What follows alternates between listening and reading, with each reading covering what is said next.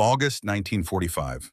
The Philippine heat pressed down like a physical weight as Corporal Marcus Bennett stood in the canvas medical tent holding a tiny Japanese baby in his arms.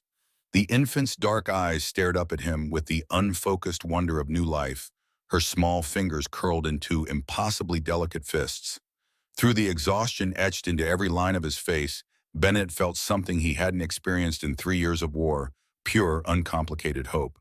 The woman who had just given birth lay on the cot before him, her face pale and drawn from hours of labor. Emiko Takahashi looked up at the American soldier, this man whose existence she hadn't even known about 6 months earlier, and her eyes held not fear but gratitude so profound it seemed to illuminate the dim tent. In that moment, surrounded by the detritus of war, something extraordinary happened. An enemy became human, a demon became a man, and the lies of propaganda crumbled like ash. But this story doesn't begin with that birth. It begins 6 months earlier, when Marcus Bennett first arrived at this prisoner of war camp, and the women inside would barely look at him without terror blazing in their eyes. They had been taught he was a monster. They believed Americans were demons sent to torture and kill, and they had never in their entire lives seen a black man before. This is the story of how bacon and kindness shattered years of propaganda, how a breakfast plate became a bridge between enemies, how a birth in a prison camp proved that humanity could shine through even in war's darkest hour, and how sometimes the people who see us most clearly are the ones we're taught to hate. If you've ever wondered whether compassion can triumph over prejudice, whether individual acts of decency matter in times of hatred, stay with me. Because what happened in that camp challenges everything we think we know about war, race, and the boundaries we draw between us and them. And if this story moves you, hit that subscribe button. History's most powerful lessons often come from its quietest moments. The story really starts in December 1942, 3 years before that birth, in a small kitchen in Hattiesburg, Mississippi. Marcus Bennett was 20 years old, standing in his mother's kitchen while she cooked him breakfast on the morning he would leave to enlist. The smell of bacon filled the small room, crispy and salty and rich, a luxury in wartime that his mother had saved her ration coupons to afford. She stood at the stove, her back straight, despite the weight of what this day meant, flipping the strips with practiced precision. "You serve with dignity, son," she told him, not turning from the stove. Her voice carried the weight of generations of hope worn thin by disappointment, but never quite extinguished. "Maybe this time they'll see. Maybe this time your service will matter." Marcus said nothing. What could he say? That he didn't believe her, that he knew better. He was enlisting, not because he thought America would finally recognize his humanity, but because he had no other options. The war had opened factory jobs up north, but those required money to travel. The draft would come for him eventually anyway. At least if he enlisted, he could choose when and how. "Remember this smell," his mother said, finally turning to face him. She placed 3 perfect strips of bacon on his plate, the grease still sizzling. "This is what you're fighting for, Marcus. Home. The ability to sit at your own table and eat breakfast in peace. The right to be treated like a man." He ate the bacon slowly, savoring each bite, knowing it might be months before he tasted anything this good again. The salt and smoke and fat coated his tongue, quintessentially American, a taste he would carry with him through training and combat and 3 long years of war. He would remember this breakfast in foxholes in New Guinea, in the jungles of Luzon, in moments when he wondered why he was fighting for a country that treated him like a second-class citizen. At the recruitment center, a white officer processed his paperwork with barely concealed disinterest. The stamp came down hard on his file, colored. Just like that, his fate was sealed. Separate unit, separate barracks, separate everything. The Army would take his service, would send him to die if necessary, but would never quite acknowledge his full humanity. 3 years later, Marcus Bennett had become a different man, still 23 but aged beyond his years by combat. He stood 6 feet tall, broad-shouldered, with hands calloused from farm work in his youth and hardened by war. He had survived campaigns across New Guinea and Luzon that had killed better men than him. He had earned a reputation in the 25th Infantry Regiment as solid, dependable, the kind of soldier who stayed calm under fire and could be counted on when things went bad. He had watched friends die, had killed enemy soldiers in combat, had survived situations where survival seemed impossible. And through it all, he had maintained his dignity, his humanity, even as his own country systematically denied both. The letters in his breast pocket told a different story than the one he was living. His younger brother had been arrested in Hattiesburg for not moving off the sidewalk fast enough when white people approached. No charges filed, just 3 days in jail as a reminder of his place. His sister had lost her job as a domestic worker when her employer accused her of theft, a charge that was almost certainly false but impossible to fight. Who would believe a black maid over a white woman? The most recent letter received just 2 weeks ago included a newspaper clipping his mother had sent. A black veteran had been beaten to death in Alabama for wearing his uniform in public.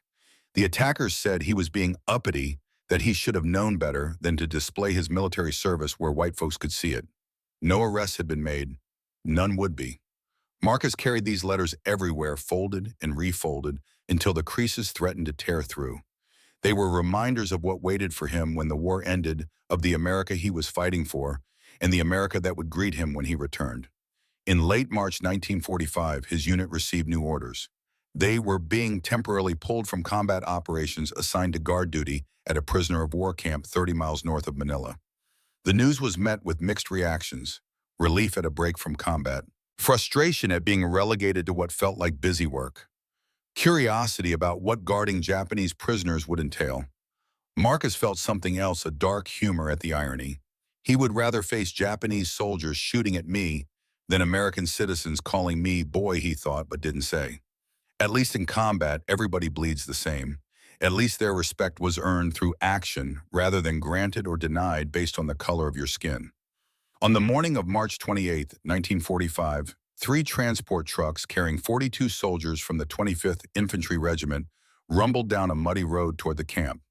Inside the trucks, men sat in the uncomfortable silence of soldiers between assignments, that liminal space where the adrenaline of combat had faded, but the comfort of safety hadn't yet settled in.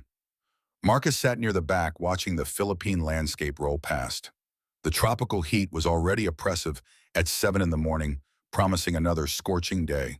Rain had fallen during the night, turning the roads into a river of mud that sucked at the truck tires and splattered up onto the canvas sides. Beside him sat Private Robert Coleman, 21 years old, from Detroit. Bobby had a mechanical mind that could diagnose a broken engine by sound alone, and a quick wit that could diffuse tension with a joke. He was fiddling with a piece of water, now his hands never quite still, always needing something to work on. On Marcus's other side sat Private First Class William Crawford, 30 years old, from Atlanta. Will had been a teacher before the war, and he carried that measured thoughtfulness into everything he did. He spoke less than most, but when he did speak, people listened. Now he sat with his eyes closed, not sleeping, but thinking, processing, preparing for whatever came next. The trucks approached the camp's main gate at 7:02 hours. Guards on duty, white soldiers from a military police unit, checked the paperwork with expressions that barely concealed their contempt. One guard muttered something as he waved the trucks through, just loud enough to be heard but quiet enough to maintain plausible deniability. The racial slur hung in the humid air like smoke. Marcus's jaw tightened, but he said nothing. Speaking up would only cause trouble, and trouble for a black soldier in the segregated military meant punishment, not justice. He had learned long ago to pick his battles carefully, to endure the small cuts of racism in order to survive the larger war. Bobby leaned close and whispered, "Same old story. We're good enough to die for them, not good enough to eat with them." Will said nothing, but his jaw was tight, his hands clenched into fists on his knees. He had learned silence as a survival strategy long before the war, growing up in Atlanta, where a black man who spoke out of turn could end up at the end of a rope. The trucks rumbled through the gate and into the compound proper. The camp was larger than Marcus had expected, a sprawling complex of barbed wire fences and guard towers surrounding hastily constructed barracks. The whole place had a temporary feel, as if it existed only until something more permanent could be established, or until the prisoners could be moved elsewhere. The location had once been a rice plantation, the flat land now churned into thick mud by monsoon rains and military traffic. Corrugated metal bamboo and canvas tarps stretched over wooden frames formed the structures where prisoners lived. Guard towers loomed at each corner, machine guns visible in their elevated positions. The tropical heat made the metal structures unbearable during midday, While the mud clung to everything, a constant reminder of the jungle's attempt to reclaim this cleared space. Inside the women's section of the camp, 40 Japanese women had heard the trucks arriving. The sound of heavy engines carried clearly in the morning air, and after months of captivity, they had learned to parse every sound, every change in routine, every potential threat. Amiko Takahashi stood at the window of the barracks, one hand resting on her swollen belly. 8 months pregnant, her baby due. Any day now, she had spent the night in fitful sleep. Her body uncomfortable, her mind racing with fears about what would happen when her time came. She was 23 years old, had been a school teacher in a Japanese settlement near Clark Field before the war swept everything away. Her husband's whereabouts were unknown, possibly dead, possibly prisoner himself, possibly still fighting in some forgotten corner of the Pacific. The propaganda she had been fed throughout the war echoed in her mind like a curse. Capture is worse than death. Americans are demons who torture and rape prisoners. Surrender means unspeakable suffering. She had tried not to believe it, had tried to maintain some rational distance from the hysteria. But fear has a way of making propaganda feel like truth, especially when you're alone and pregnant and surrounded by barbed wire. Behind her, Haruko Yamamoto moved through the barracks with quiet authority. At 35, she was the oldest of the prisoners, a former field nurse who had seen horrors in China that still haunted her dreams. She had questioned Japanese propaganda long before capture, had seen too much of war's reality to believe the simplified narratives her government offered. But questioning propaganda didn't mean she trusted Americans. It just meant she approached her captivity with clear eyes and careful observation. The younger women looked to Haruko for guidance, for reassurance, for some sense that they might survive whatever came next. She gave them what she could: practical advice about conserving energy in the heat, quiet insistence on maintaining dignity and cleanliness, and the unstated promise that she would stand between them and danger if it came to that. Chieko Matsuda sat in a corner of the barracks, her small frame making her look younger than her 20 years. She had worked as a radio operator for civilian administration offices before capture, and her fluency in English was a secret she guarded carefully.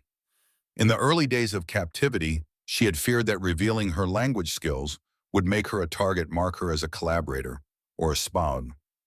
Now, months later, she listened to the American Guard's conversations and understood far more than they realized.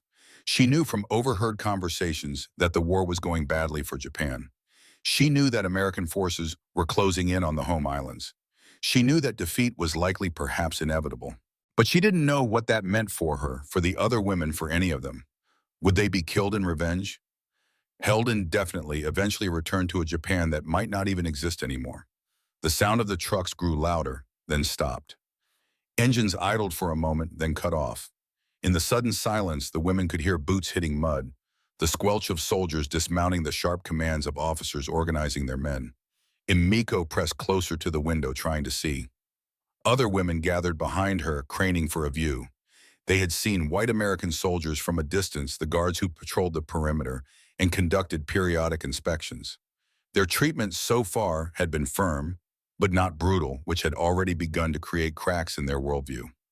The disconnect between what they had been promised would happen and what actually happened was profound and unsettling.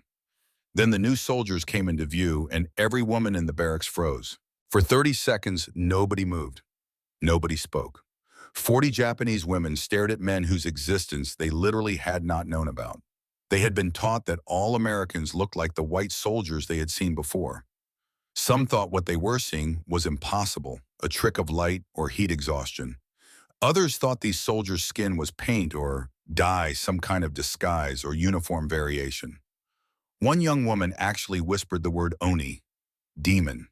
The propaganda had told them Americans were demons, but she had thought it was metaphor exaggeration meant to inspire fear and fighting spirit. Now, seeing these soldiers, she wondered if perhaps the propaganda had been literal truth. Marcus Bennett stood in the center of the compound, acutely aware that he had become the focal point of dozens of pairs of eyes. The sun glinted off the barbed wire surrounding the women's section. The smell of tropical rot and monsoon mildew hung heavy in the air. His boots squelched in mud and sweat already soaked through his uniform despite the early hour. Around him, his fellow soldiers shifted uncomfortably, feeling the weight of those stares, that incomprehension. He had experienced many kinds of looks in his life: hatred from white supremacists, contempt from those who saw his skin color as a mark of inferiority, fear from those who believed racist stereotypes. But this was something entirely different. This was pure, unfiltered shock. The reaction of people confronting something completely outside their frame of reference, something that challenged their fundamental understanding of the world. Bobby Coleman shifted beside him, uncomfortable in a way that combat had never made him. Will Crawford maintained his characteristic stoic expression, but his hands had moved to rest on his rifle, not threatening, but anchored, needing something solid to hold on to. All three men understood they were experiencing something unusual, even in the context of a war that had already provided countless unusual experiences. They had faced enemy fire, had fought in conditions that tested every limit of human endurance. But they had never been looked at quite like this, not with hatred or hostility, but with complete baffled incomprehension. Lieutenant Richard Morrison emerged from the administration building, clipboard in hand, his crisp uniform, somehow untouched by the mud and heat that afflicted everyone else. Morrison was 32, from Sacramento, a career officer who ran the camp with bureaucratic efficiency. He gestured for Sergeant First Class Murphy, the white officer attached to oversee this temporary assignment, and the two men began discussing logistics. Where would the new men be quartered? Which sections would they be responsible for? What were the daily routines and procedures? The conversation droned on while Marcus and his comrades stood at ease in the mud waiting. Finally, assignments were distributed. Marcus learned he would be responsible for the women's section of the camp. The duty involved supervising work details, conducting head counts, maintaining security, and ensuring that prisoners received their rations and supplies. Straightforward guard duty, nothing particularly challenging in theory. Then Staff Sergeant Thomas Nakamura approached, and the situation became more complex still. Nakamura was 27, Nisei second-generation Japanese-American born in California. He had been recruited from the 442nd Regimental Combat Team, the famous all-Japanese-American unit that had fought with extraordinary valor in Europe while their families were imprisoned in internment camps back in the United States. Nakamura had been temporarily assigned to this camp specifically because of his language skills, serving as interpreter between American command and Japanese prisoners. His presence represented yet another layer of contradiction in this strange war. An American of Japanese descent facilitating communication between white and black American soldiers and Japanese prisoners, all caught in a web of race and nationality and conflict that defied simple categorization. Nakamura took in the scene with practiced understanding. He had witnessed similar reactions before, though not quite as dramatically. When he had first arrived at the camp 2 weeks earlier, the Japanese prisoners had been surprised to see someone who looked ethnically Japanese wearing an American uniform and speaking English as his primary language. They struggled to understand how someone with Japanese features could identify as American, could fight against Japan.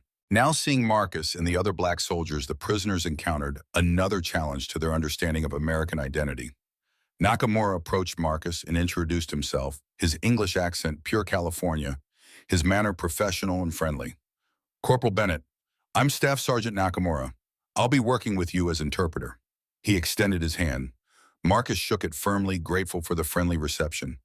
The simple act of being greeted as an equal by another soldier felt like luxury after the contempt from the white guards at the gate. "I should warn you," Nakamura continued, lowering his voice slightly. "The prisoners have never seen black soldiers before. Most of them didn't even know black people existed. They're going to need time to process what they're seeing. Hell, some of them probably think you're wearing makeup, or that it's some kind of uniform." Marcus nodded slowly, his expression neutral, but his mind racing. He had anticipated racism from white American soldiers. That was familiar territory, painful but navigable. He had anticipated fear or hostility from Japanese prisoners. They were enemies after all, and propaganda worked both ways. But this reaction of pure shock, this complete inability to categorize or understand what they were seeing, was something new. "I've had practice being a curiosity, Sergeant," Marcus said quietly. "I can handle it." They gathered their gear and headed toward the women's section, Marcus accompanied by Bobby and Will. The three men represented a cross-section of Black America, brought together by segregation and war. Mississippi farm boy, Detroit factory worker, Atlanta teacher. Different backgrounds, different experiences, but bound by the shared reality of fighting for a country that denied them basic human rights. As they approached the women's section, faces appeared again at windows and doorways. The initial shock hadn't worn off so much as transformed into intense curiosity, mixed with lingering fear. The women watched every movement, tracking the soldiers with laser focus. The barracks interior was dim, lit only by sunlight filtering through gaps in the walls and small windows. The structure had been divided into sections using hanging blankets and sheets, creating the illusion of privacy where none truly existed. Wooden pallets served as beds covered with thin blankets provided by camp authorities. Personal belongings were minimal. A few changes of clothes, photographs, letters, small mementos from lives that now seemed impossibly distant. The women had arranged themselves in a loose formation near the center of the main room, standing in groups that reflected pre-existing relationships and hierarchies. Haruko Yamamoto stood at the front, her posture straight despite obvious exhaustion. Her presence commanded respect from the other women, her experience and age granting her an unofficial leadership role. Marcus entered the barracks with Nakamura at his side, Bobby and Will following behind.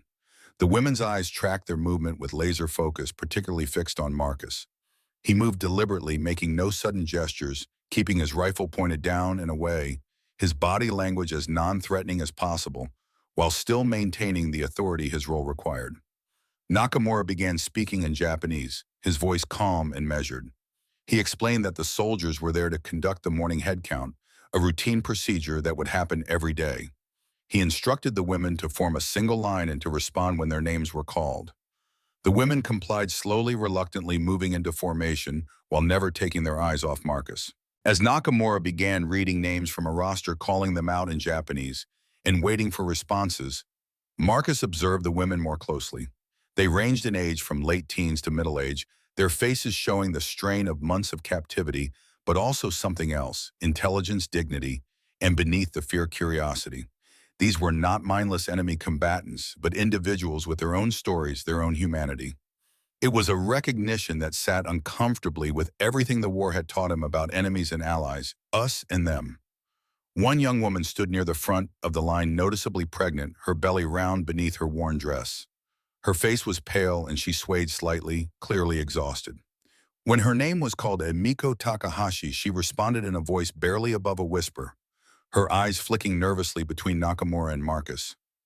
Haruko Yamamoto watched the proceedings with sharp attention, her medical training making her naturally observant. She had already noted Marcus's careful movements, his deliberate non-aggression, the way he held his rifle casually rather than threateningly. These observations didn't align with what she had been taught about American soldiers. The propaganda had depicted them as crude, violent, eager to inflict harm. This man seemed cautious, almost respectful. It confused her, creating cognitive dissonance that she couldn't immediately resolve. When Nakamura finished calling the roster, having accounted for all 42 women in the section, Haruko made a decision that would change the trajectory of everything that followed. She stepped forward slightly and addressed Nakamura in Japanese, her voice clear and firm. Nakamura listened, his expression neutral, then turned to Marcus with a slight smile. She wants to know what you are. She's asking if you're American or from somewhere else. She doesn't understand how you can be American. The question hung in the air, heavy with implications. Marcus considered it carefully. He had been asked similar questions throughout his life, though usually framed through the lens of American racism, questioning his right to citizenship, his belonging, his equality. But this question came from genuine ignorance rather than malice. These women literally had no framework for understanding his presence. Nakamura translated, and for the first time since Marcus had entered the camp, he saw some of the tension ease from the women's faces. Not all of it. Fear and uncertainty still dominated, but enough to suggest that communication was possible, that perhaps this situation didn't have to be defined entirely by enmity and misunderstanding. Haruko bowed slightly, a gesture of acknowledgement, and stepped back into the formation. The head count was complete. Marcus and his team prepared to exit the barracks, but as they turned to leave, a younger woman near the back of the formation spoke up, her voice tremulous but audible. Nakamura paused, listened, and then actually smiled slightly before translating. She wants to know if your skin color is paint or a costume. She's asking if it washes off. The question was so absurd, so innocent in its complete ignorance, that Marcus couldn't help but let out a short laugh despite himself. It was a sound that startled the women, but when they saw his smile, genuine amusement rather than mockery, Some of them visibly relaxed further. Bobby and Will both grinned, the tension breaking slightly. Nakamura translated Marcus's response. No, it's not paint. This is my skin, same as yours is yours. It doesn't wash off. The woman who had asked looked embarrassed but also relieved, as if a great mystery had been partially solved. Other women whispered among themselves, the questions multiplying now that one barrier had been broken. As Marcus's team exited the barracks, he found himself thinking about what had just happened. These women had been taught he was a demon. They had never seen anyone who looked like him. They were enemy prisoners, people whose country was trying to kill him and his fellow soldiers. And yet in the space of 15 minutes, they had moved from terror to curiosity, from absolute incomprehension to the beginning of understanding. It was a small thing, perhaps, a single conversation, a few questions answered.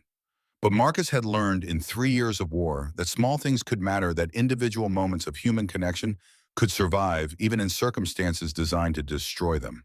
He noticed Emiko Takahashi again as they left her pregnant form, making her vulnerable in ways the other prisoners weren't.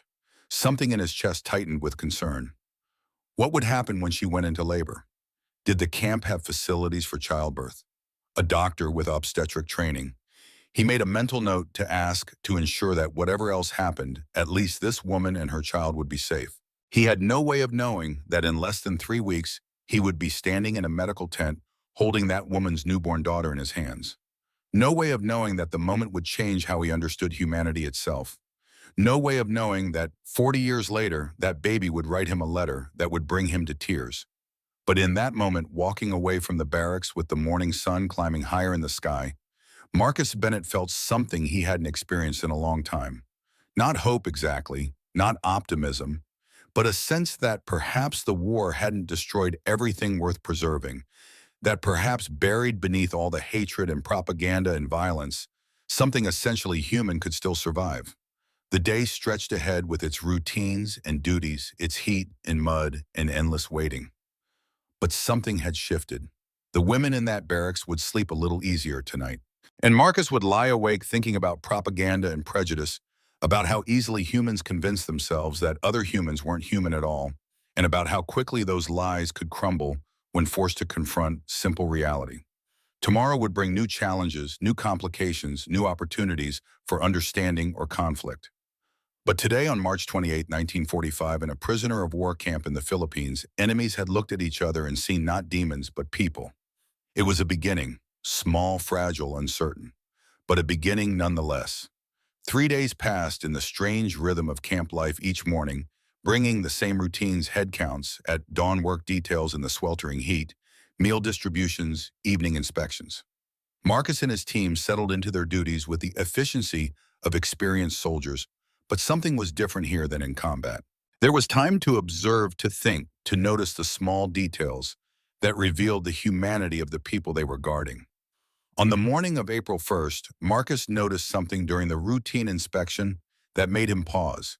Emiko Takahashi, the pregnant teacher, was sitting alone near the back of the barracks, her breakfast ration untouched beside her. She looked paler than before, more fragile, her hands trembling slightly as she rested them on her swollen belly. He gestured for Nakamura to come over, keeping his voice low. The pregnant woman. Ask her why she's not eating. Nakamura spoke to Emiko in Japanese, his tone gentle. She responded quietly, her eyes downcast, and Nakamura turned back to Marcus with a slight frown. She says the food is acceptable, but her body craves what it knew before captivity. She's losing strength. Marcus felt something tighten in his chest. He knew what happened when pregnant women didn't get proper nutrition. He had seen it in Mississippi, had watched his mother struggle to help women whose bodies were failing them and their babies. The camp rations were adequate for survival, but barely designed to meet minimum requirements rather than support someone carrying new life. That evening, after the day's duties were complete, Marcus sought out Captain Harold Miller, the camp's overworked physician. Miller was 42, competent but stretched thin, trying to care for several hundred prisoners with limited supplies and no specialized training for situations like this. Sir Marcus said, standing at attention in the doorway of Miller's small office. The pregnant prisoner in the women's section. She's not eating enough. She's weakening. I'd like permission to supplement her rations from our supplies. Miller looked up from his paperwork, exhaustion evident in every line of his face. He was silent for a moment, considering the request and the regulations it might violate. "We can't have a woman miscarry in this camp," he finally said. "The paperwork alone would be a nightmare, not to mention the moral implications." "Make it happen, Corporal." Discreetly. The next morning at 0630, Marcus, Bobby, and Will approached the women's section, carrying a covered metal tray. The women watched warily as Nakamura translated Marcus's words. "Corporal Bennett has brought supplemental rations for Emiko Takahashi. American breakfast."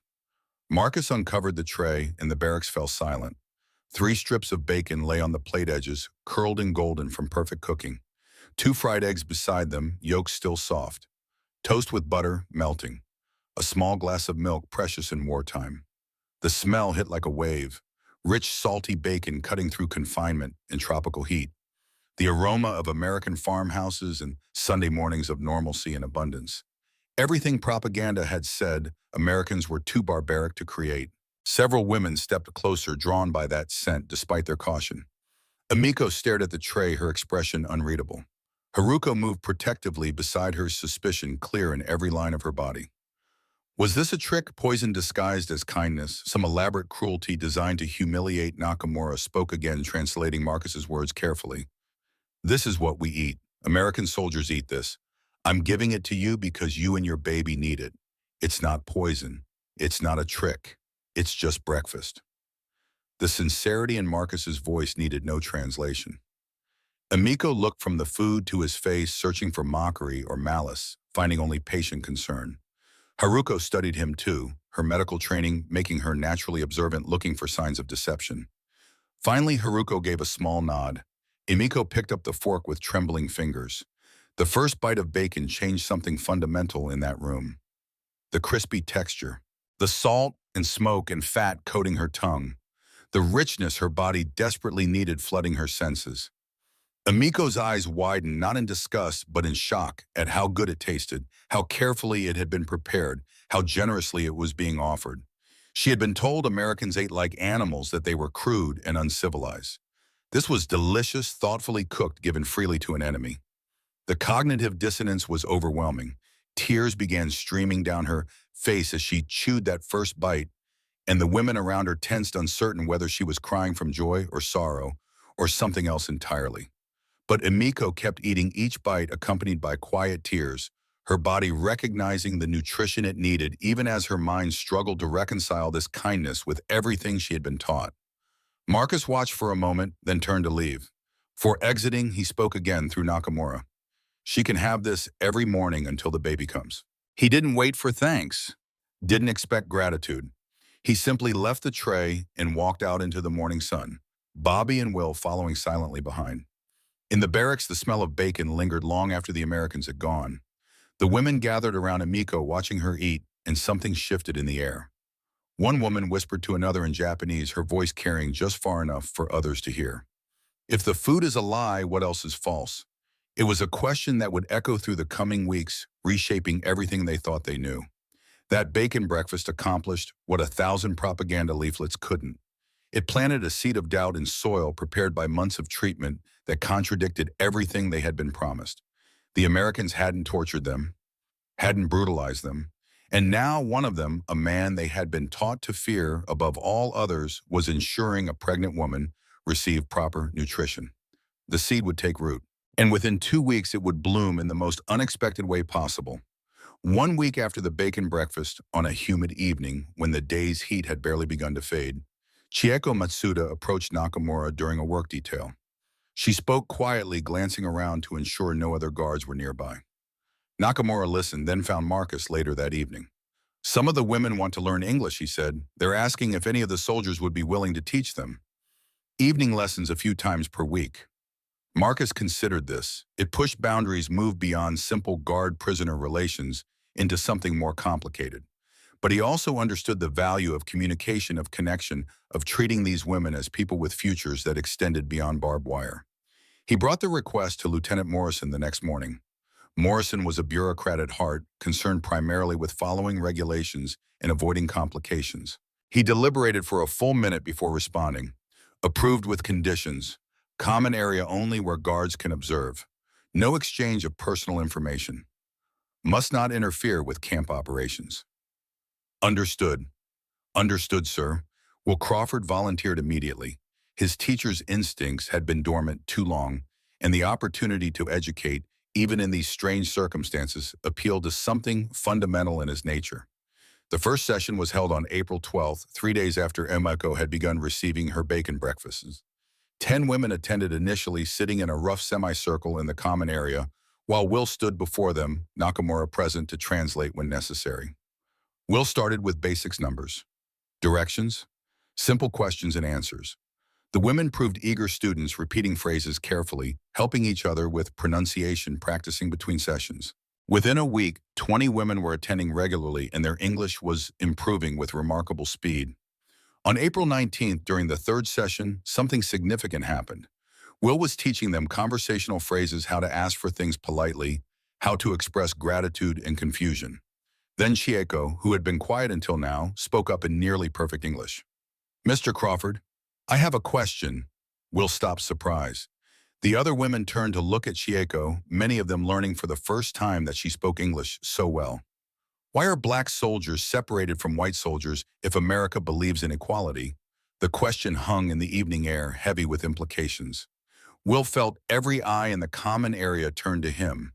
He could have deflected, could have given some diplomatic non-answer that avoided the uncomfortable truth. But he had been a teacher too long to lie to honest questions. He took a breath and chose honesty. That's an excellent question, he said slowly. And the answer reveals something uncomfortable about my country. He explained slavery's history, the brutal centuries when human beings were treated as property. He described the Civil War fought ostensibly to end that system. He talked about reconstructions, failed promises, the hope that briefly flowered before being crushed under the weight of white supremacy reasserting itself. He explained Jim Crow, the systematic segregation that dominated the American South. Separate schools, separate water fountains, separate everything. He told them how black Americans had fought in every American war, hoping each time that their service would earn them equality, only to be disappointed again and again. The contradiction is obvious, he said quietly. America claims to fight for freedom and democracy while denying basic rights to millions of its citizens based solely on skin color. It's hypocrisy, plain and simple. And many of us hope this war might finally change things. But so far, nothing has changed. The women listened with intense focus. Several were taking notes, writing down words they didn't know to look up later. Others simply watched Will's face, reading the honesty there, the admission of his country's failures. Then one of the older women, a former administrator in the civilian government, spoke up in halting but clear English. Perhaps all countries have contradictions between what they say and what they do. Japan treats Koreans and Chinese as inferior. We were taught they were less than human, that occupying their lands was bringing civilization to savages. But I have wondered if that was true or if it was just our own propaganda. Maybe hypocrisy is not unique to any nation. Maybe all governments lie to make their actions seem righteous. The observation created a moment of profound recognition. These women, taught to see Americans as demons, were discovering that Americans struggled with their own demons. And the Americans, taught to see Japanese as fanatic enemies, were discovering that many Japanese had questioned their government's propaganda just as much as Americans questioned theirs. That evening, Nakamura told Marcus about the conversation. Marcus sat on his bunk, cleaning his rifle, processing what he was hearing. They understand it better after one lesson than most white Americans do after a lifetime, he said quietly. They saw the contradiction immediately because they lived similar contradictions in Japan. That's exactly what she said, Nakamura replied, almost word for word. On April 22nd, the camp's main water pump failed. The mechanical breakdown threatened the fresh water supply for the entire compound, but the women's section, which had the worst plumbing to begin with, was most vulnerable. Bobby Coleman was called to examine the problem. He arrived at the pump house with his tools, several guards watching, and found that parts of the mechanism had corroded beyond simple repair. He began disassembling the pump, laying out components in careful order, muttering to himself as he worked. Several Japanese women from a nearby work detail paused to watch. Among them were two who had worked in factories before the war, women with technical minds who understood machinery. They moved closer, curious despite their caution. Bobby noticed them watching and after a moment's hesitation began explaining what he was doing. not in words they could understand, but through gestures and drawings in the dirt. He sketched out how the pump mechanism worked, showed where the problem was demonstrated with his hands, how water should flow through the system, but couldn't because of the corroded valve. The women watched intently. One of them, a former engineer, suddenly understood the actual problem. It wasn't where Bobby thought it was. She pointed urgently at a different section of the pump, gesturing to show him what she meant. Bobby looked where she was pointing, examined the area more carefully, and his eyes widened. She was right. The main corrosion was there, hidden behind a housing he hadn't yet removed. He nodded at her, grinning, and set to work on the actual problem. For 2 hours, Bobby worked in the blazing heat, sweat pouring down his face, his hands black with grease and rust. The women brought him water without being asked, a small gesture, but one loaded with meaning. They stood in the shade watching him work with the respect one competent person gives another. When the pump finally gurgled back to life, when clean water began flowing again through pipes that had been dry for hours, the women applauded. Actually clapped their hands and smiled, the spontaneous reaction to a problem solved, a crisis averted. Bobby stood up, wiping his hands on a rag, and found himself grinning back at them. Respect earned through competence needed no translation, transcended nationality and war. He had proven himself capable, and they had recognized it. In that moment, they weren't guard and prisoners, American and Japanese, but simply people who valued skill and problem solving. That evening, Bobby told Marcus and Will about it, still slightly amazed. One of them spotted the problem before I did. Former engineer or something. Smart as hell. They brought me water, watched me work like I was just another mechanic, not their guard. It was the weirdest, most normal thing I've experienced since we got here. Small victories, Will said. Each one builds the foundation. The following week brought a different kind of test. On May 3rd, during a routine shift change near the women's barracks, Sergeant Dale Hutchinson appeared. Hutchinson was 35, a white MP from Georgia, a career military man with deeply held racist beliefs and a resentment of black soldiers that he barely bothered to hide. He approached Marcus deliberately, his body language aggressive, his voice loud enough to carry. "You're getting awful friendly with these Jap prisoners, boy. Forgetting your place." Marcus turned slowly, his expression carefully neutral. He had dealt with men like Hutchinson his entire life, knew the script by heart, understood the danger of responding with anything but perfect control. "Just doing my job, Sergeant." Hutchinson stepped closer, invading Marcus's space, trying to provoke a reaction. "Your job is to guard them, not make friends with them. And don't think wearing that uniform makes you equal to white soldiers. You're still just a colored boy playing dress-up. Still beneath every white man, here still beneath these Jap women you're so eager to help." Inside the barracks, several women watched through windows. They couldn't understand the English words, but they understood perfectly the dynamics they were witnessing. Haruko stood at the window, Chieko beside her, translating in urgent whispers. "He's threatening Corporal Bennett, insulting him because of his skin color." This is what they were talking about in the English lesson. This is American racism. The women watched Marcus's rigid self-control, saw how he held himself perfectly still, how his hands clenched into fists, but remained at his sides, how he took the abuse without responding, because responding would only bring punishment.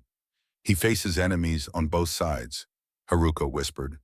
"His own people hate him more than we do. We thought he was the demon, but perhaps we were wrong about who the real demons are."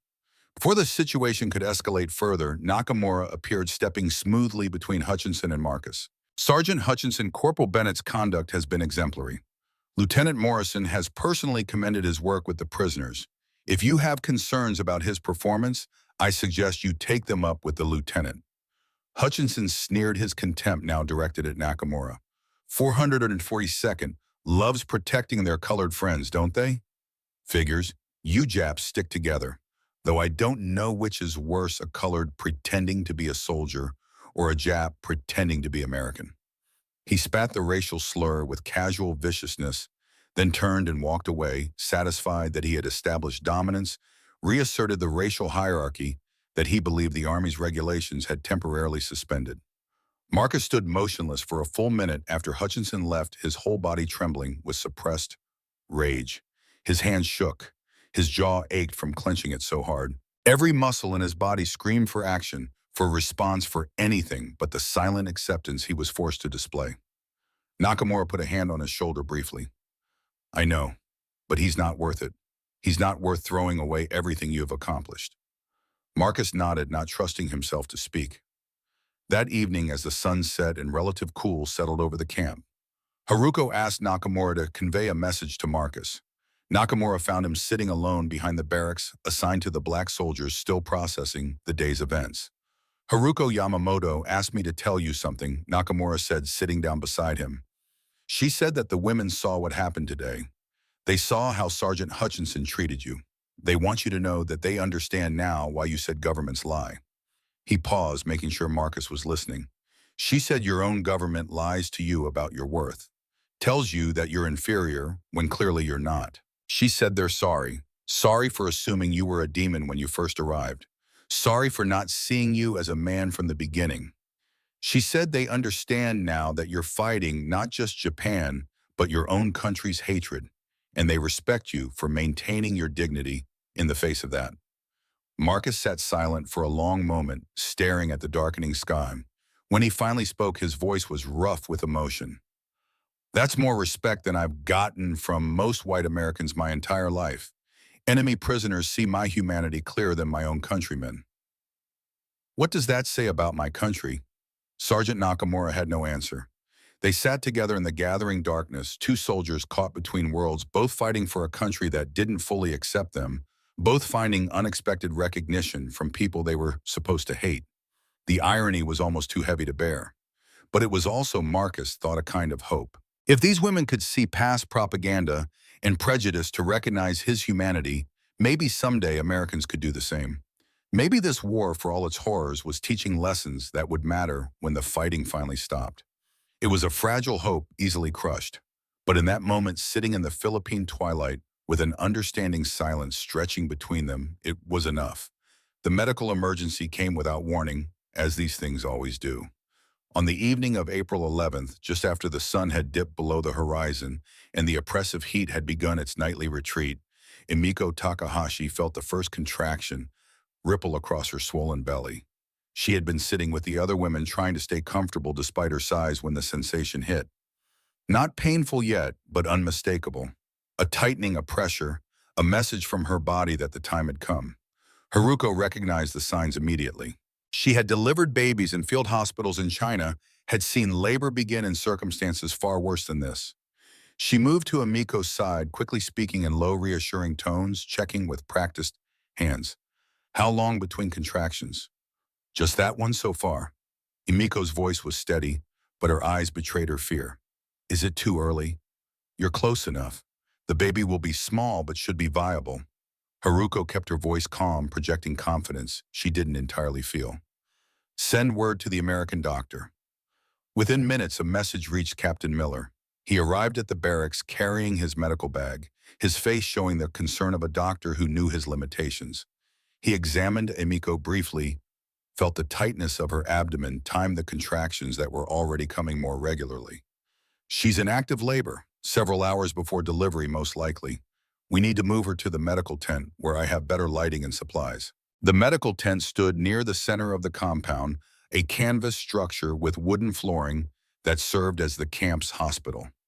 Inside were 4 cots, a desk covered with medical supplies, cabinets containing what medications and equipment the Army had seen fit to provide. Kerosene lamps hung from the tent's support poles, ready to provide light when the sun completed its descent. They helped Emiko to one of the cots, Haruko, and 2 other women accompanying her, refusing to leave her side. Miller set up his instruments with methodical precision, arranging them on a metal tray, checking his supplies. He had delivered babies before, but always with proper facilities, always with backup, always with the confidence that came from training and experience. This felt different, more precarious, weighted with the knowledge that complications could arise that he wasn't prepared to handle. The hours crawled past with agonizing slowness. Emiko's contractions intensified, growing stronger, and more frequent pain etching itself deeper into her face with each wave. Japanese cultural norms discouraged displays of weakness, taught stoicism in the face of suffering, but childbirth pushed beyond those norms into raw biological reality. She cried out during the worst contractions, her fingers digging into Haruko's hand with desperate strength, sweat soaking through her thin clothing. Miller monitored her progress with growing concern. By midnight, his worry had crystallized into something more concrete. The labor was progressing, but not as it should. The baby hadn't descended properly into the birth canal. Something was wrong with the position, not breech exactly, but not right either. He examined her again, his hands gentle but probing, and confirmed his fear. The baby needs to be manually repositioned. It's a delicate procedure, and I need assistance. Someone to hold her steady. Someone who won't panic. Someone with strong hands and a calm mind. He stepped outside the tent into the humid darkness. Marcus was on duty nearby, had positioned himself close to the medical tent throughout the evening, knowing he might be needed. When Miller explained the situation, Marcus took a deep breath that seemed to draw in all the night air around him, then nodded. Inside the tent, when Marcus entered, the atmosphere changed like a sudden drop in barometric pressure. Emiko was in the midst of a contraction, her face contorted with pain, and when she looked up through her agony and saw him, fear flashed across her features like lightning. Primal instinctive fear that bypassed 3 weeks of bacon breakfast in kind gestures and careful respect, fear that came from the deepest place where propaganda had planted its seeds. Haruko moved protectively closer, her body language defensive. The two other women present stepped back, uncertainty written in every line of their postures. Nakamura, who had been summoned earlier, stood ready to translate, his face showing the weight of the moment. Marcus spoke to Emiko directly, his voice low and steady, waiting for Nakamura to translate each phrase before continuing. I know you're frightened. I know this isn't what you wanted. I know having me here feels wrong in ways you can't even express.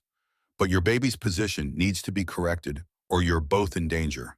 Dr. Miller needs help, and I'm the only person in this camp who has experience with difficult births. He paused, letting Nakamura catch up. I'm going to help him do what needs to be done. I promise to be as quick as possible. I promise to be professional and respectful. Haruko will be right here the entire time, and if at any moment you want me to leave, just say the word, and I'll go regardless of the consequences. I will not hurt you.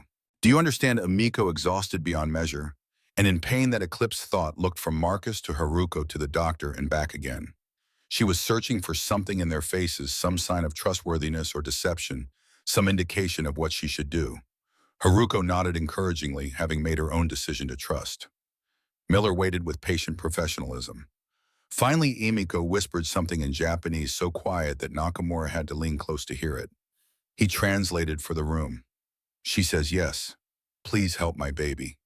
Marcus washed his hands with the thoroughness his mother had drilled into him years ago, scrubbing until his dark skin seemed to glow in the lamplight, until every trace of dirt and oil and camp grime had been scoured away. He positioned himself as Miller directed, his large hands settling gently but firmly on Emiko's shoulders, providing the stability the doctor would need. Miller began the procedure, his hands working internally to manipulate the baby's position, and Emiko screamed. The sound cut through the canvas walls, through the night air, a primal expression of agony that no cultural training could suppress. Her body arched against Marcus's hands, every muscle tensing, fighting the intrusion even as she intellectually understood its necessity. Marcus held her steady, his voice murmuring constant encouragement in English. She couldn't understand, but his tone carried the meaning beneath the words. You're strong. You can do this. Almost over. Stay with us. Your baby needs you to be strong just a little longer. Haruko held Emiko's hand and spoke rapidly in Japanese, providing distraction and comfort, reminding her why this pain mattered, painting pictures of the daughter she would soon hold. Just a little longer, Emiko. Your daughter wants to meet you. She's waiting. Just hold on. The procedure stretched across 21 minutes that felt like hours, compressed and expanded simultaneously. Time became meaningless, measured only in contractions and screams and Miller's quiet instructions.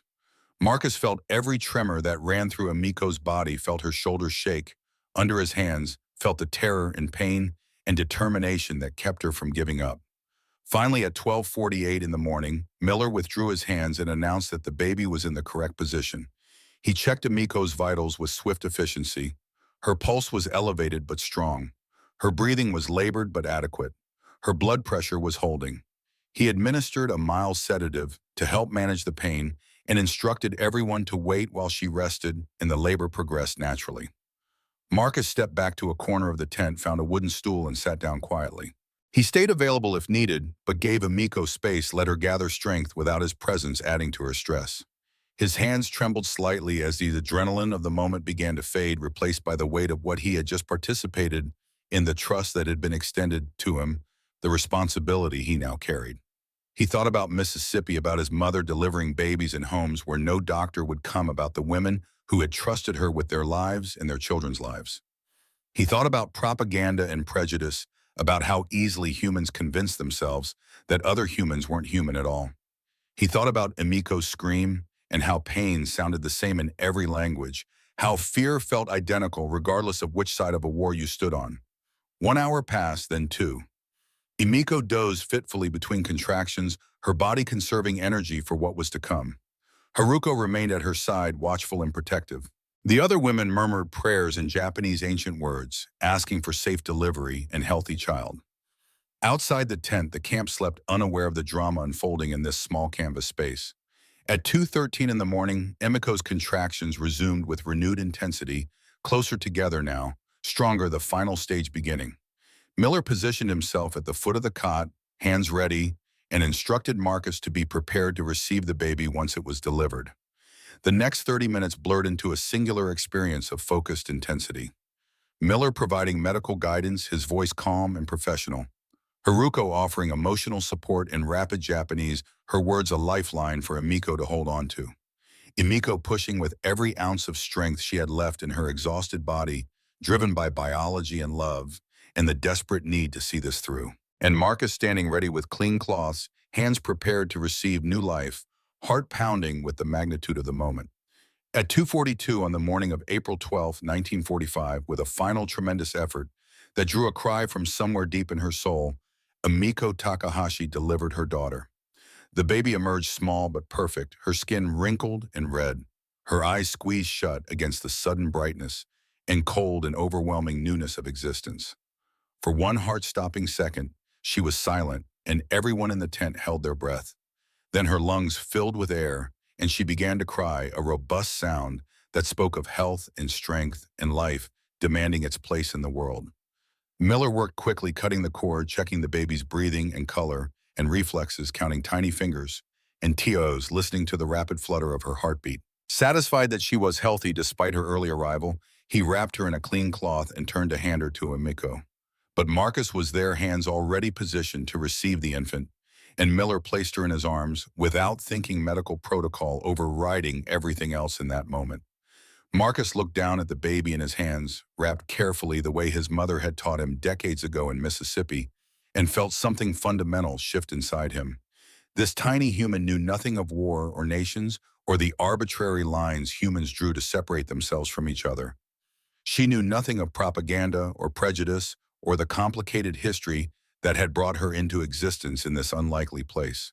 She was simply life, new and innocent and full of potential, a reminder that the world continued despite humanity's attempts to destroy itself. Her small fingers curled into fists. Her eyes opened briefly, dark and unfocused, seeing light and shadow, but not yet understanding what any of it meant. She had been born into captivity, brought into the world by her mother's enemy, welcomed by hands that her government had taught should bring only death. And yet here she was, alive and healthy, crying with the outraged indignation of all newborns who find themselves suddenly thrust into cold air after the warmth of the womb. Marcus turned and carefully, reverently placed the baby in Emiko's waiting arms. The young mother, beyond exhausted, looked down at her daughter with an expression of pure love that transcended every barrier of language and culture and war. She whispered something in Japanese, words meant only for her child, a private moment of connection between mother and daughter that needed no translation. Then Emiko looked up at Marcus, and their eyes met, and in that gaze he saw something that would stay with him for the rest of his life. Not fear. Not confusion or lingering suspicion or the strangeness that had marked their earlier interactions, but gratitude, deep and genuine, and soul level, offered from one human being to another who had helped in a moment of desperate need. She spoke softly, her voice thick with emotion and exhaustion, and Nakamura translated. "Thank you for helping my daughter come into the world safely. I was wrong about you. We all were wrong. You are not a demon. You are not what they told us you would be. You are kind. You are what I hope my daughter will grow up to be, kind and strong and good." Marcus nodded, unable to trust his voice. Emotion threatened to overwhelm the careful control he had maintained throughout. He stepped back silently, allowing Haruko and the other women to cluster around Emiko and the baby, offering congratulations and assistance, and the joy that comes with new life successfully brought into the world. Miller completed the remaining medical procedures, checking that the placenta had delivered completely, ensuring there were no complications or signs of hemorrhage. Finding everything in order, he declared the delivery successful and began cleaning his instruments with methodical care. Marcus quietly excused himself from the tent and walked out into the cool night air. The sky was still dark dawn, perhaps an hour away, stars visible between scattered clouds. He stood alone in the compound, letting the emotions of the past several hours wash over him like waves. Relief that mother and baby were healthy, wonder at having participated in bringing new life into the world, and a strange, complicated joy that felt out of place in a prisoner of war camp but refused to be denied. In Mississippi, he couldn't vote, couldn't eat at white restaurants, couldn't use white water fountains, couldn't look a white woman in the eye without risking his life. But tonight, a Japanese woman had trusted him with her life and her child's life. An enemy had looked at him with gratitude, called him kind, seen his worth without hesitation. The contrast burned. His own countrymen denied what this prisoner recognized immediately. If that wasn't proof that racism was built on lies, nothing was. Word of the successful delivery spread through the women's section with remarkable speed.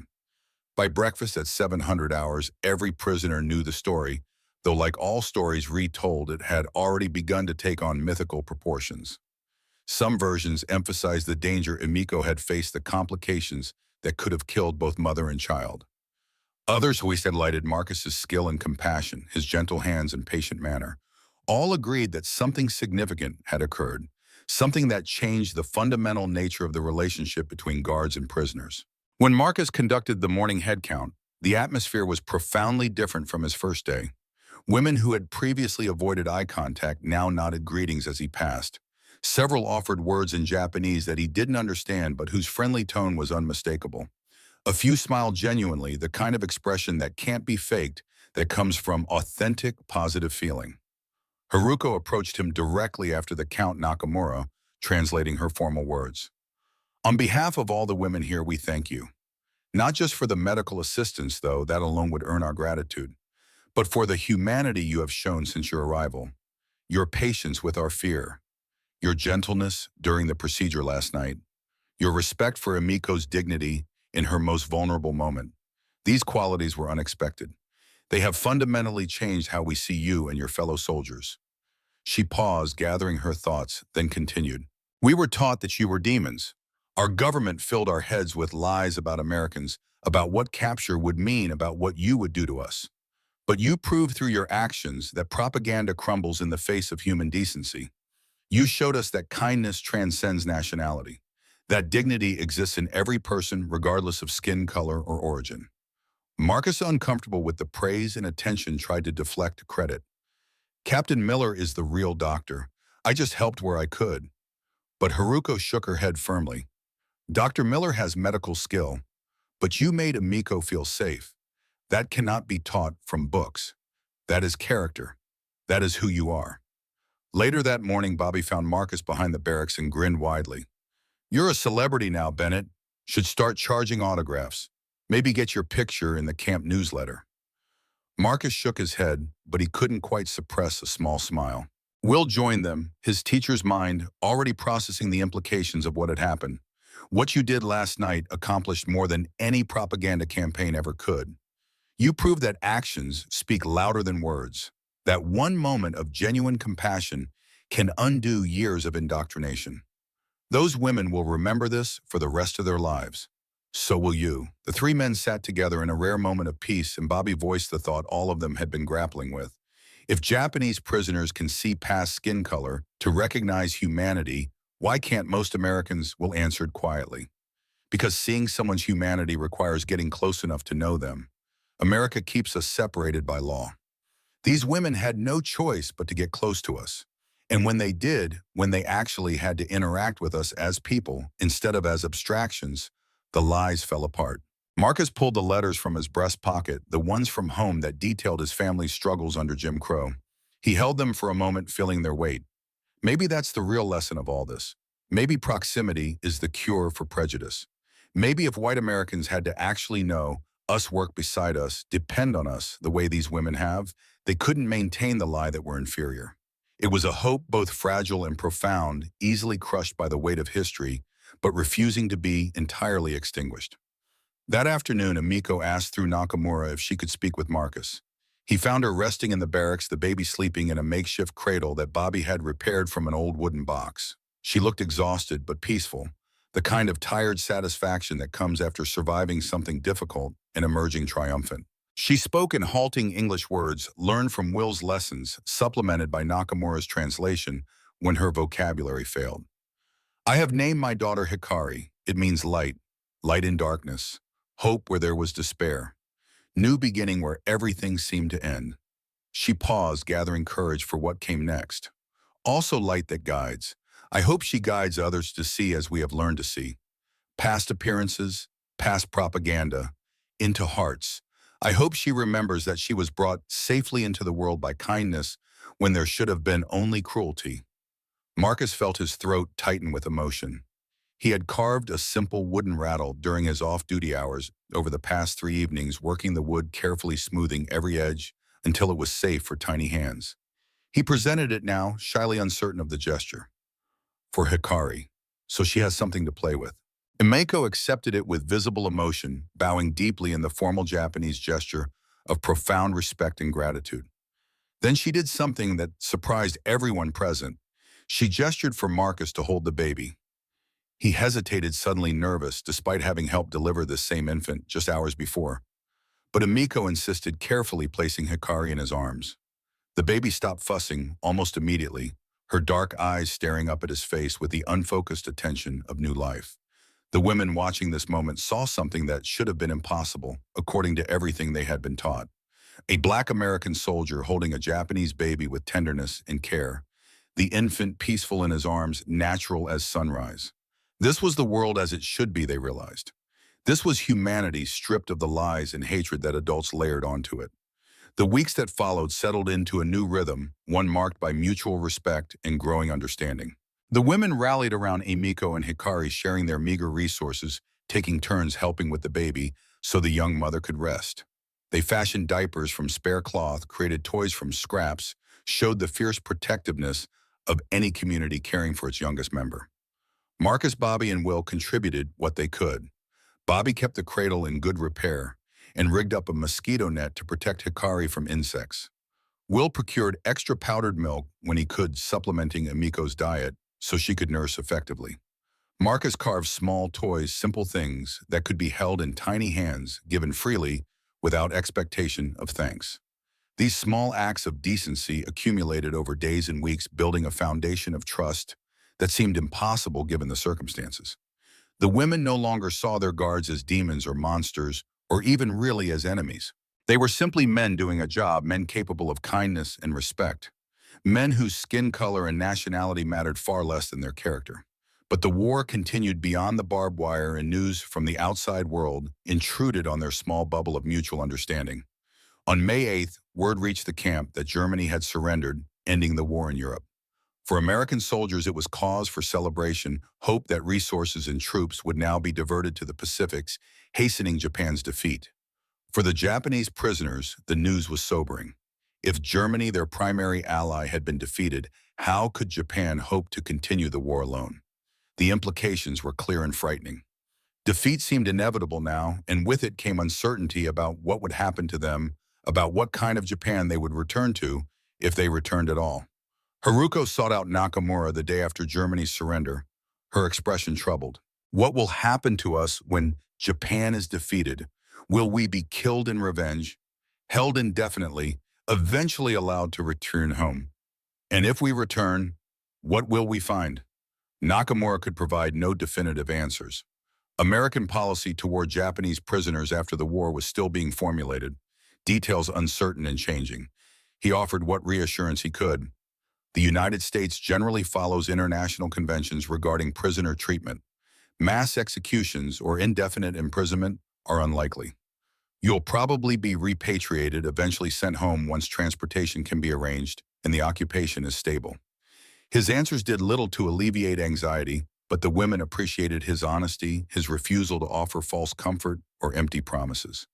Throughout May and into June, as summer heat intensified and monsoon rains turned the camp into a sea of mud, Marcus received letters from home that painted a grim picture of what awaited his return. His brother had been arrested again, this time for allegedly speaking disrespectfully to a white store clerk. His sister had lost another job, the fourth in 6 months, employers always finding some excuse to fire her that had nothing to do with the color of her skin, even though everyone knew that was the real reason. His mother's most recent letter had included another newspaper clipping, this one about a black veteran beaten nearly to death for daring to wear his uniform in public. Marcus carried these letters like weights, feeling the contrast between his treatment here and what his family endured in America burn in his mind. He was respected by enemy prisoners, but degraded by his own country. The irony was almost too heavy to bear. He shared these thoughts with Nakamura during one of their conversations, finding in the Japanese-American soldier someone who understood the complexity of fighting for a country that didn't fully accept you. Nakamura had his own stories of contradiction and injustice. His family imprisoned in an internment camp despite being American citizens. His service in the 442nd fighting with extraordinary courage to prove loyalty that should never have been questioned. His parents still behind barbed wire in the California desert, while their son bled for America in the Pacific. The two men discovered a strange kinship forged through parallel experiences of exclusion. Both were Americans by birth, but treated as outsiders by significant portions of American society. Both served in segregated units separated from white soldiers. Both had more in common with each other than either would have expected before the war forced them together. They talked about what might come after the war, whether Black and Japanese American veterans might find common cause in pushing for civil rights, whether their demonstrated military valor might provide leverage for demanding the equality that had been promised but never delivered. It was hope built on uncertain foundation, but hope nonetheless. On August 6th, news reached the camp of something unprecedented. A new type of bomb had been dropped on Hiroshima, a single weapon that had destroyed an entire city. Details were scarce and confused, but the scale of destruction was clear even through fragmentary reports. 3 days later, a second bomb hit Nagasaki. The prisoners learned of these attacks through whispers and fragments of overheard conversations among guards. The full scale of the destruction wasn't immediately clear, but they understood that something catastrophic had occurred, that their homeland had suffered damage beyond anything previously experienced. The camp fell into mourning silence. Even women who had been critical of Japan's government and military, even those who had hoped for the war's end, were devastated by news of such massive civilian casualties. They retreated into grief and shock, processing loss that was both personal and national, uncertain, whether their families had survived, whether their cities still existed, whether there would be anything left to return to. Marcus and his team maintained heightened vigilance during this period, but otherwise stayed out of the way, allowing the women space to grieve. They ensured rations were delivered, that medical needs were met, but didn't intrude on the mourning, recognizing that their presence, however well-intentioned, might not be welcome during this time of profound sorrow. On August 15th, Emperor Hirohito announced Japan's surrender in a radio broadcast heard around the world. The war was over. In the camp, American soldiers celebrated with cautious relief, grateful that the fighting had ended, that they had survived, that they could begin thinking seriously about going home. The Japanese prisoners received the news with complex emotions, impossible to reduce to simple categories. Relief that the killing would stop, grief over defeat, anxiety about what would happen to Japan under occupation, fear about their own futures. Some women wept openly, others sat in stunned silence. A few had expressed quiet gratitude that the war was finally over, regardless of who had won or lost. In the days following the surrender, camp procedures began shifting from wartime operations to preparing for eventual repatriation of prisoners. The women would remain in the camp for several more months while transportation and logistics were arranged, but the nature of their imprisonment changed. Restrictions eased slightly, additional supplies became available, and the overall atmosphere became less tense, marked by the knowledge that this strange interlude was coming to an end. Marcus and his unit received orders that they would be rotating out of camp duty and back to their regiment, which would eventually be shipped home for demobilization. Their time guarding these particular prisoners was ending the war's conclusion, bringing closure to this unlikely chapter. On the day before their scheduled departure, Haruko organized a small farewell ceremony. The women gathered in the common area, and through Nakamura's translation, Haruko spoke on behalf of all of them, her words carrying the weight of months of transformation. Corporal Bennett, Private Coleman, Private Crawford, we thank you for your fair treatment, your kindness, and your willingness to see us as human beings rather than merely enemies. Your presence challenged deeply held assumptions, forced us to question propaganda we had accepted as truth. You taught us that prejudice crumbles when confronted with direct human contact, that nationality matters far less than character, that kindness transcends war. She paused, emotion making her voice catch briefly before she continued. We hope you find peace and happiness when you return home. We hope your country treats you with the respect you have earned through your service and your humanity. We hope you remember us not as enemies, but as fellow human beings who learn from you what it truly means to be free. She presented Marcus with a small origami crane folded from precious paper that one of the women had carefully hoarded for months. In Japanese culture, the crane symbolized peace and healing, a wish for long life and happiness. It was a gift of profound significance offered with ceremony and genuine emotion. Simbazuru means 1,000 cranes can grant a wish. We have only this one, but we wish you peace. We wish you recognition of your worth. We wish you freedom. True freedom in your own land. Marcus accepted the crane with hands that trembled slightly, the small paper bird feeling impossibly light and impossibly heavy simultaneously. He looked at the women gathered before him, saw respect and gratitude in their faces, saw the acknowledgement of his humanity that he had spent his entire life seeking from his own countrymen. When he finally spoke, his voice was rough with suppressed emotion. Ladies, I don't have fancy words. I'm just a soldier doing his duty. But I want you to know that you taught me something important, something I needed to learn.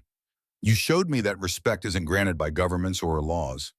It's given person to person through how we treat each other in moments that matter. He paused, gathering his thoughts. When I came here 3 months ago, I expected to guard enemies. I found human beings. You saw me as a man when many in my own country see only my color. That's a gift I'll carry for the rest of my life. I hope the post-war world is better than this one. I hope your Japan rebuilds with wisdom and justice. I hope my America finally lives up to the promises it makes. And I hope Hikari grows up in a world where stories like ours aren't unusual, where seeing each other's humanity is just normal. His voice broke slightly on the last words. He looked at the women, at the faces that had transformed from terrified strangers to individuals he knew and respected, and felt the full weight of saying goodbye. Thank you for that gift of recognition. I'll remember you always. The women formed a reception line, each bowing as the 3 soldiers passed, some crying, openly, all marked by the knowledge that they would likely never see each other again. Emiko stepped forward last, holding Hikari the baby, now 4 months old, healthy and alert, and oblivious to the significance of the moment. She spoke in halting English words she had practiced. My daughter know you always. I tell her story. You help her come into world. You give her life. Thank you always. Marcus touched Hikari's tiny hand gently, and the baby wrapped her fingers around his, holding on, with the instinctive grip of infancy, not wanting to let go. The moment stretched pregnant with meaning, a final connection across all the barriers that should have kept them apart, but somehow hadn't. The next morning at 0600 hours, 3 transport trucks loaded with gear and soldiers prepared to depart. As the engine started, Marcus looked back one final time at the women's section of the camp. Figures stood at the fence, watching, one holding a baby. Emiko and Hikari saying goodbye to the man who had helped bring new life into a world consumed by death. Marcus raised his hand in a final wave, the gesture returned by multiple hands along the fence line. Then the truck turned a corner and the camp disappeared from view, becoming memory, becoming story, becoming one of those moments that define a life even as they fade into the past. The 3 men rode in silence for a long time, each processing in his own way what they were leaving behind. Finally, Bobby spoke. We're going home to an America that still practices segregation, that still denies us basic rights, that still sees us as second-class citizens despite our service. After all this, after proving ourselves over and over, nothing's really changed. Will responded quietly. Maybe nothing's changed yet, but we carry proof that it can change. Those women saw past propaganda to recognize our humanity. If they could do that, maybe someday white Americans can too. Marcus said nothing, just held the origami crane carefully in his hands, feeling its delicate weight, thinking about propaganda and prejudice, and the fragile hope that human beings might someday learn to see each other clearly. Emiko Takahashi and her daughter Hikari remained in the camp until February 1946, when they were finally repatriated to a devastated Japan, struggling to rebuild from the ashes of defeat. Emiko never saw Marcus Bennett again, but she told Hikari the story of her birth every year on her birthday, a story about unexpected kindness from an unexpected source, about how humanity could shine through even in the darkest circumstances. Hikari grew up with that story shaping her understanding of the world. She became a teacher, like her mother, eventually a university professor, and she taught her students that humanity transcends nationality, that prejudice dies in the light of direct human contact, that propaganda crumbles when people simply see each other as they truly are.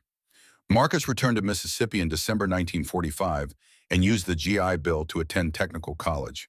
He opened a construction business in 1949, facing discrimination and obstacles at every turn, but persevering through determination and skill. He kept the origami crane in a small box on his desk until his death in 1987, a paper reminder of a time when his humanity had been recognized fully and without qualification. Bobby Coleman returned to Detroit and opened the auto repair shop he had dreamed of during those sweltering Philippine nights. His customers, black and white alike, came because he was simply the best mechanic in the city. The Japanese engineer who had spotted the corroded valve he'd missed taught him a lesson he never forgot. Competence has no color, no nationality, no gender. He hired based on skill alone, and his shop became a quiet integration success story in a city still learning what equality meant. Will Crawford went back to teaching in Atlanta's segregated schools, but the camp had changed him. He carried those English lessons with him, remembered the Japanese woman who had understood American hypocrisy after one conversation better than most white Americans understood after a lifetime. He became a quiet leader in the city's emerging civil rights movement, his classroom a training ground for young people who would march and organize and demand the equality Will had glimpsed in an unlikely place. When students asked why he believed change was possible, he told them about proximity being the cure for prejudice. Thomas Nakamura's family was finally released from the California internment camp in early 1946. The injustice left scars that never healed, but Thomas refused to let bitterness define him. He dedicated his post-war life to building coalitions between communities that had been taught to hate each other. Those twilight conversations with Marcus became a blueprint. Black and Japanese American veterans both excluded finding common cause.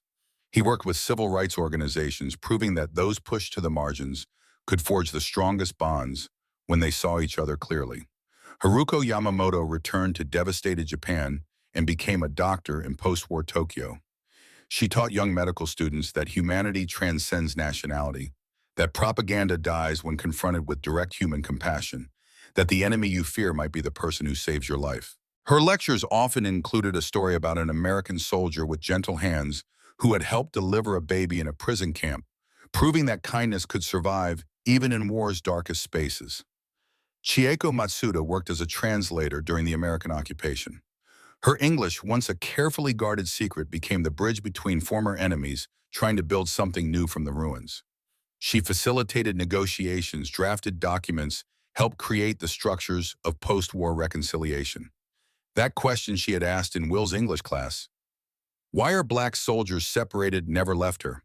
It reminded her that all nations struggle with the gap between ideals and reality, that hypocrisy is universal, but so is the possibility of change.